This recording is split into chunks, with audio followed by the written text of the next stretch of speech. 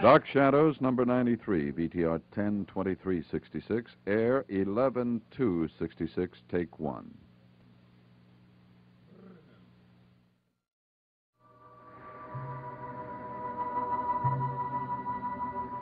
My name is Victoria Winters. Today, for the first time, I am away from the ghost-ridden mansion sitting on the crest of Widow's Hill. And my absence has created more tension than my presence ever did.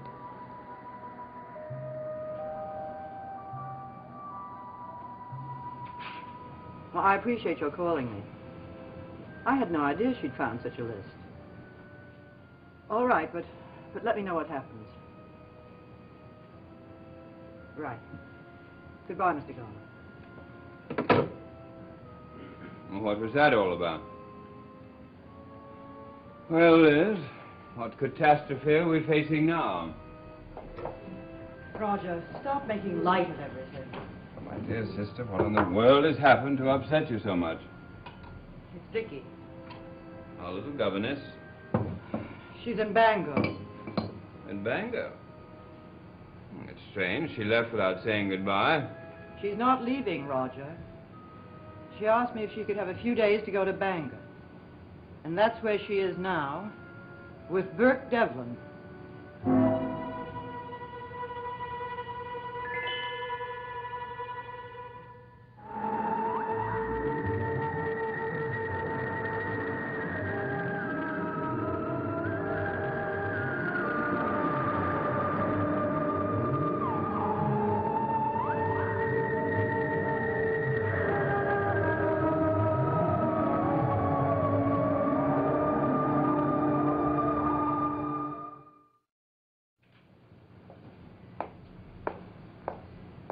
Don't you see what she's trying to do? Burke is trying to undermine the whole family. David insists he's his best friend. Carolyn's halfway in love with him. And now Vicky. How did this trip to Bangor come about? Well, she asked me if she could have a few days off to get away from Collinwood and the horrible night she spent locked in that room. How did she get tangled up with Burke? Well, apparently they met quite by accident at the Collinsport Inn where Vicky was waiting for her bus. Do you think it could have been by design? I don't know. Carolyn said Burke happened to come into the coffee shop. Vicky happened to mention that she was going to Bangor. And Burke happened to offer to drive her there.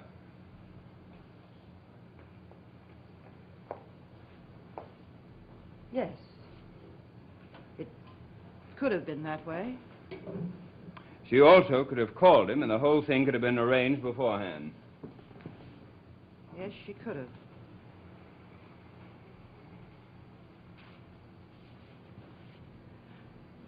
Roger, I'm worried about Vicky spending so much time alone with Burke. Why should you be so worried about it? Well, she's practically a member of the family. And Burke can be very persuasive when he wants to be. Well, even if she talks, what could she tell him? Well, I should think you'd be more worried about that than me. In what way? Well, there's always the possibility that he might convince her she was wrong about the time you left the house the night Bill Malloy died. Well, why should that matter? It's already on record. She wasn't very positive when the question was asked by the sheriff. Well, it satisfied him and the coroner. That's all that matters. Is there anything else she might tell Burke?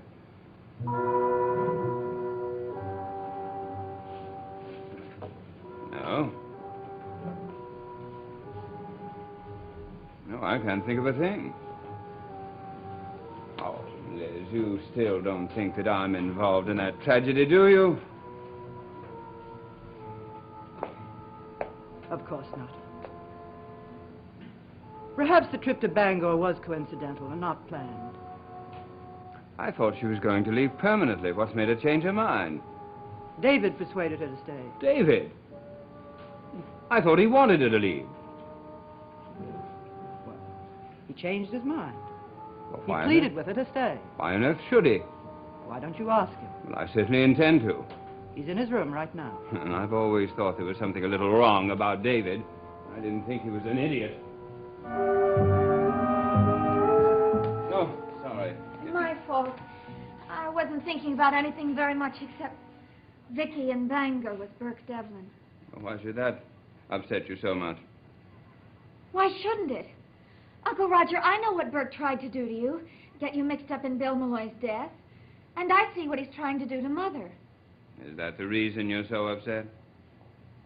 Of course. I don't care what Burke does. I just don't think Vicky ought to be with him. Your mother tells me that David has persuaded her to stay on here. He practically got down on his hands and knees and begged her not to leave. That is very strange. It certainly is. Almost as strange as the attraction between Vicky and Burke. I think I'm going to have a little talk with David. Right now.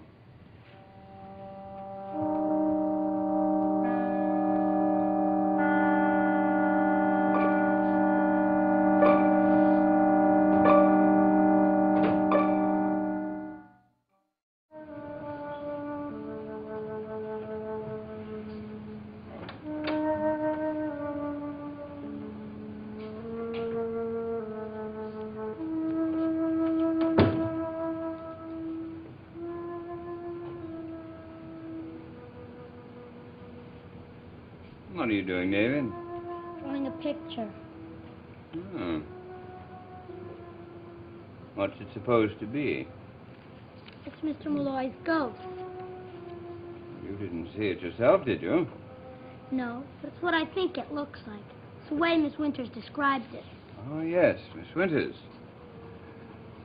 Your Aunt Elizabeth tells me that you've changed your mind about her leaving.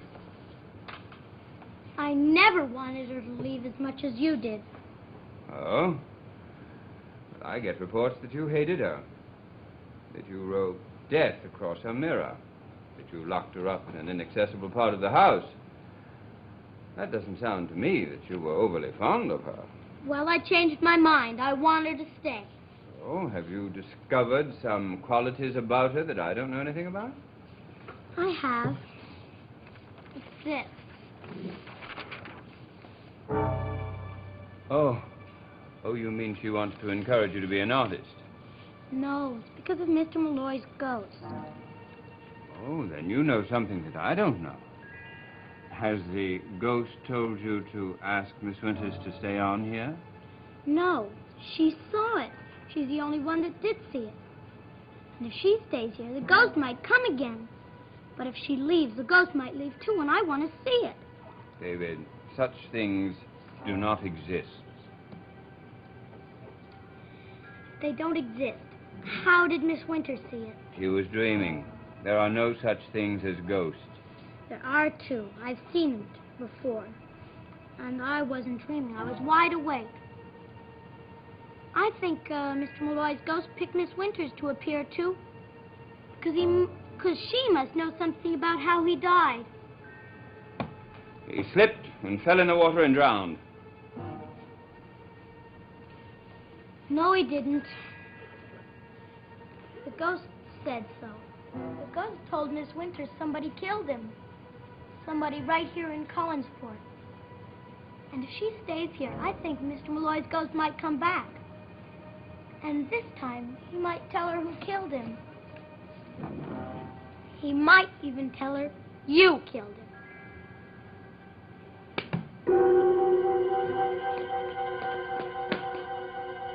Where are you going, David? David, come back here! David! Darling, I've never denied that Burke was attractive. I honestly couldn't care less, Mother. I really think I'd be just as happy if I never saw him again. Not so long ago, you said the same thing about Joe Haskell. Well, that was different. It always is. Aunt Elizabeth! Aunt Elizabeth! David, come back here. No, don't hit me again. Please don't hit me. What's going on? He tried to kill me. Calm down and tell me what happened. He hit me.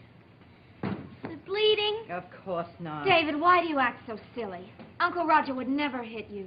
He did, I tell you. He did. Yes, and I'll do it again if you don't stop this nonsense about ghosts. Will you please leave us alone for a few minutes? David, I give you fair warning.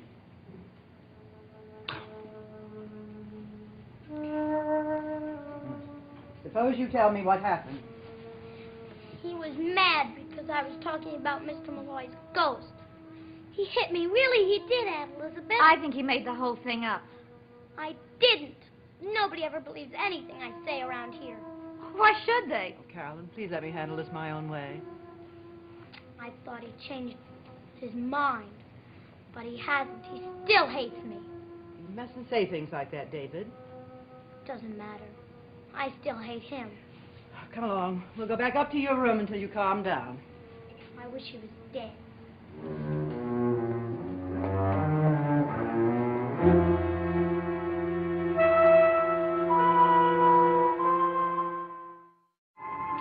Hello? Collinsport Inn. Mr. Burke Devlin, please. Oh. Is he still in Bangor? Did he say what time he would be back? Thank you very much. No. No message.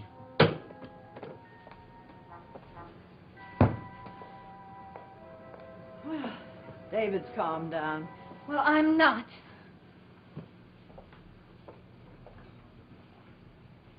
What's the matter? I just called the Collinsport Inn to see if Burke was back. I thought you said it didn't make any difference to you what he did. I wasn't calling because of him. I wanted to see what Vicky was up to. You notice she's not back yet either. Well, she said she'd be gone a couple of days. That shouldn't be any surprise to you. Oh, it isn't. Nothing she did would be a surprise to me now. Carolyn, you mustn't jump to conclusions. What other conclusion can you possibly draw? Well, unfortunately, Burke does have business in Bangor. So does Vicky. What do you mean? She made me promise not to tell. But then I didn't know she was going to get so chummy with Burke. You better tell me what you know. She went there to see Mr. Garner. Well, I already know that, but exactly what did she hope to find out? She saw a name on a list of some sort, and she wanted to find out who the person was. Do you remember the name? Hammond. Hansford. Something like that. Hanscom, that was it. B. Hanscom.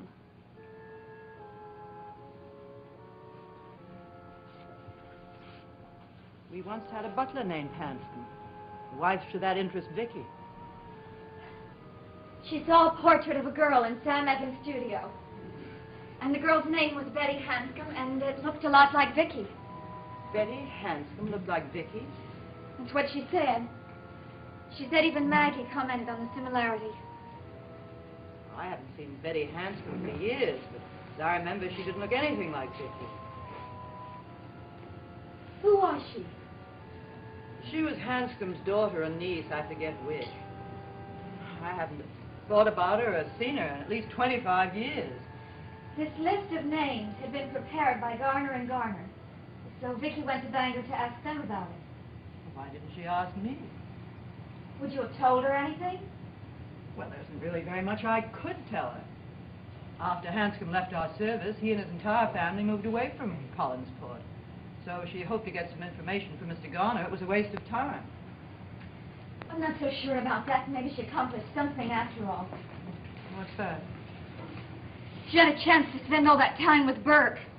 Carolyn, this is becoming an obsession with you. You've got to forget him. I try, Mother. Really, I do. One minute I'm positive I never want to see him again, and I hate him. And the next minute I'm on the telephone trying to find out where he is.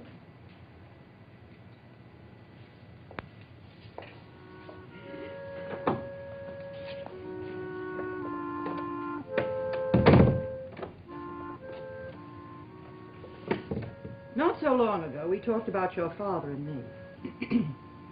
Yes, I remember. I'm sorry to say that the romance between your father and me wasn't so much between us, but the Collins money and your father. But there was a man I loved very much. Did I know him? Yes?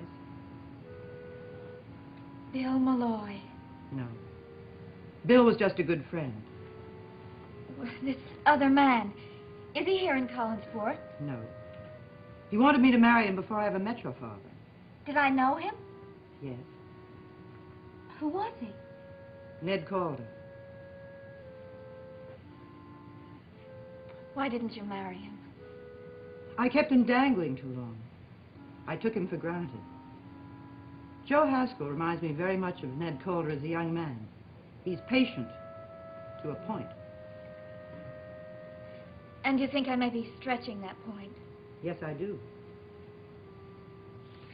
You're right. I do take Joe for granted. Well, whatever Joe feels for you, He loves me.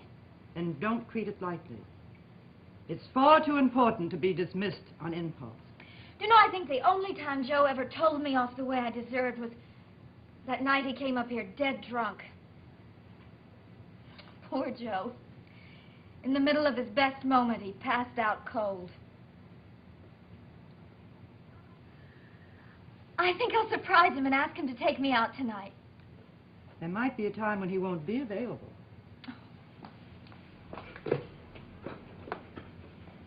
That reminds me. Very recently, he wasn't available. He had a dinner date with Maggie Evans. I don't know if I forgive him or not. Mightn't it be the other way around? He did ask me first.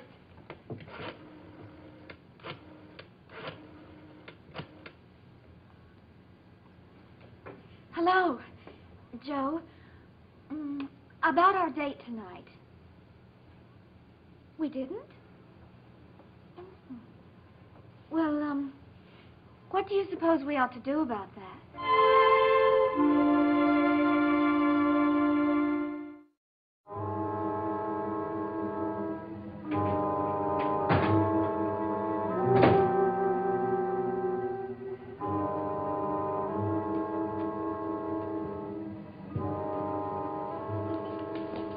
Isn't everything just wonderful?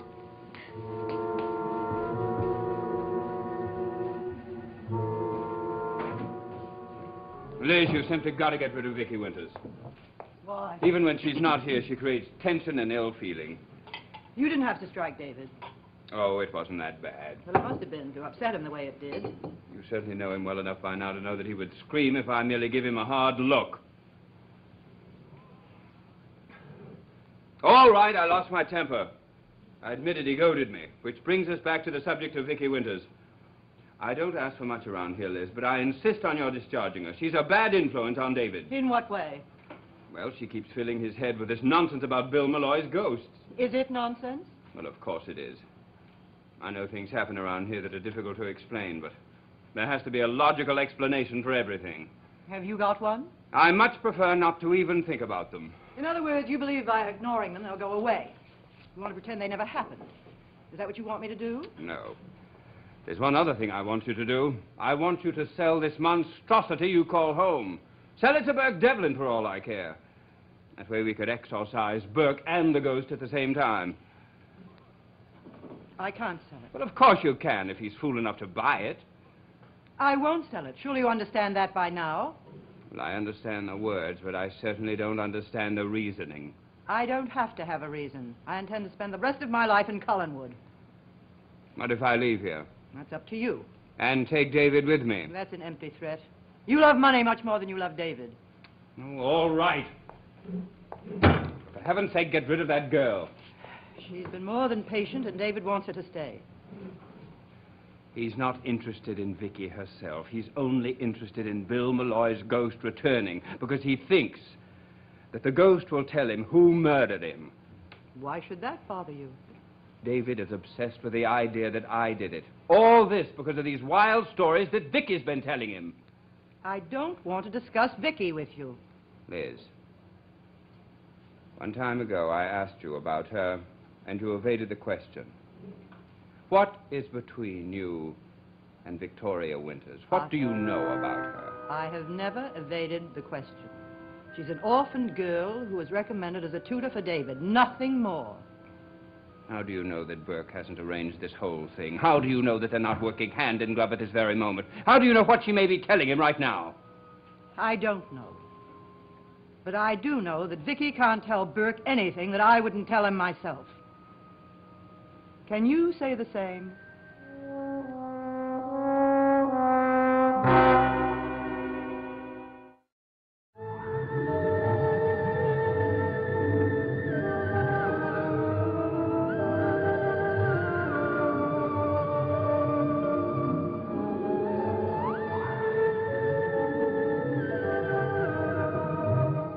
Watch Batman in color tonight at 7:30, 6:30 Central Time here on ABC.